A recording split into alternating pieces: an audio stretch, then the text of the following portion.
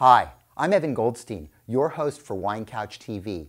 This week's episode is going to bring us back to one of the more popular segments on the show called Sommelier Corner. In Sommelier Corner, I have the pleasure and privilege of inviting some of my friends to come on the show, all working sommeliers, to talk a little bit about what's going on in their restaurant, what wines they're excited about, and how those wines work with the food that they're serving at the specific establishment.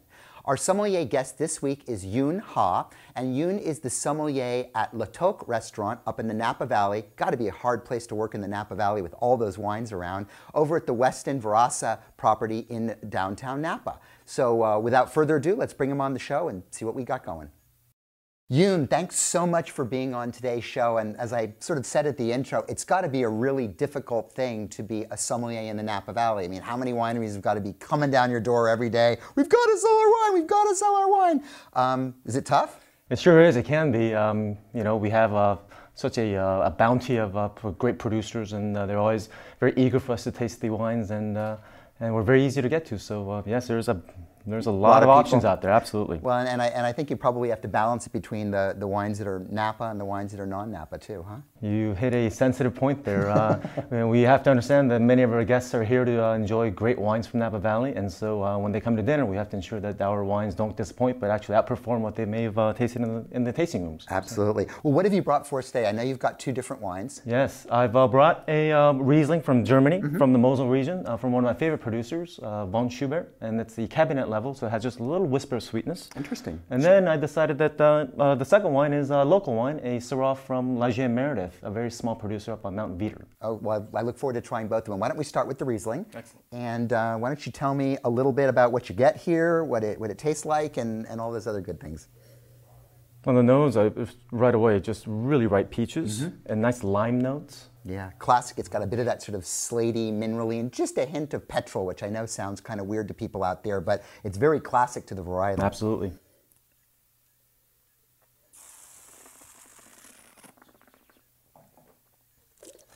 That is a really, really nice wine. Balanced acidity. You're right, just a snap of sweetness, but excellent balance and a very long, lingering character. I love this wine, and at the restaurant, we're pairing it with a really unique dish. It's a salad of kampachi and Asian pear.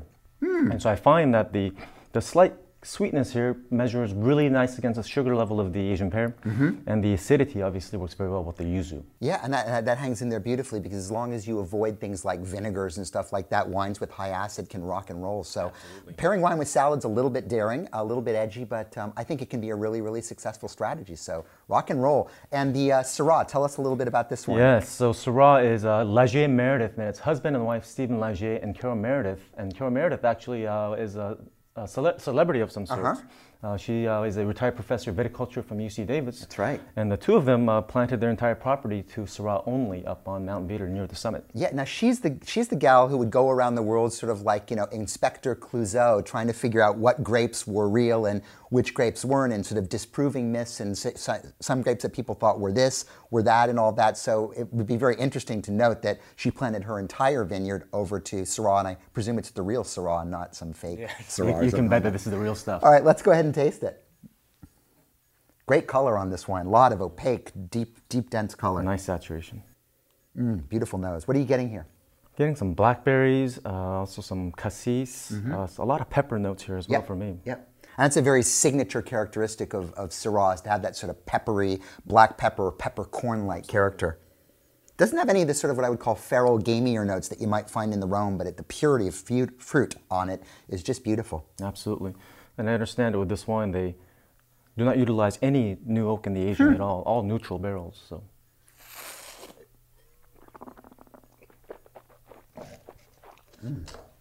The wine has excellent mouthfeel. And the thing with Syrah and oak is that even though it's a very big varietal, if you age it in new oak, oftentimes it tastes like new oak. And not all Syrah fruit can handle that and still be able to maintain. But this one clearly does.